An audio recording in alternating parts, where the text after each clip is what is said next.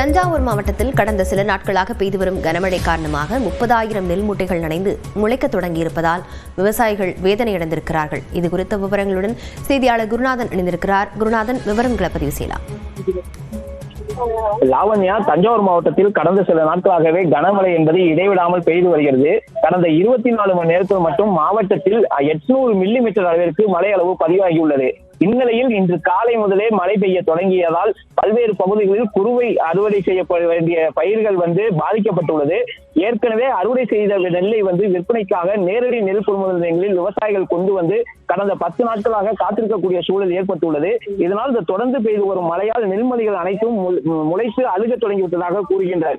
இதேபோல் தஞ்சாவூர் மாவட்டம் காட்டூர் பகுதியில் உள்ள நேரடி நெல் கொள்முதல் நிலையத்தில் சுமார் 30,000 நெல் மூட்டைகள் தேக்கமடைந்துள்ளன. அறுவடை செய்து 10 நாட்களுக்கு மேலாக நேரடி நெல் கொள்முதல் நிலையங்களில் காத்திருப்பதால் இந்த தொடர்ந்து பெய்து வரும் கனமழை காரணமாக மழையில் நெற்பயிர்கள் நனைந்து முளைத்து அழுக தொடங்கிவிட்டதாக விவசாயிகள் வேதனை தெரிவிக்கின்றனர். ஏற்கனவே கொள்முதல் செய்யப்பட்ட நெல் மூட்டைகள் தேக்கமடைந்துள்ளதால் புதிதாக நெல்லை கொள்முதல் செய்ய அதிகாரிகள் காலதாமதம் ஏற்படுத்துவதாகவும் இதனால் நெல்மணிகள் தேக்கமடைந்ததாக விவசாயிகள் குற்றச்சாட்டு வைக்கின்றனர். தற்போது தொடர்ந்து மழை பெய்து வருவதால் நெல்லின் ஈரப்பதத்தை உயர்த்தி தர வேண்டும் என அதிகாரிகள் வற்புறுத்துவதாகவும், ஆனால் இந்த காலகட்டத்தில் நெல்லின் ஈரப்பதத்தை அவர்கள் கேட்கும் அளவிற்கு கொடுக்க முடியாது. எனவே நெல்லின் ஈரப்பதத்தை கொள்முதல் செய்ய வேண்டும். ஏற்கனவே கொள்முதல் செய்யப்பட்ட நெல் மூட்டைகளை உடனடியாக சேமிப்பு கிடங்கிற்கு அனுப்ப வேண்டும்.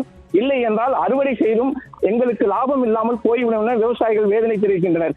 எனவே தேக்கமடைந்துள்ள நெல் மூட்டைகளை உடனடியாக அனுப்பி நெல்லை கொள்முதல் செய்ய வேண்டும் என விவசாயிகளின் கோரிக்கையாக உள்ளது. லாவண்யா, விவரங்களுக்கு நன்றி குருநாதன்.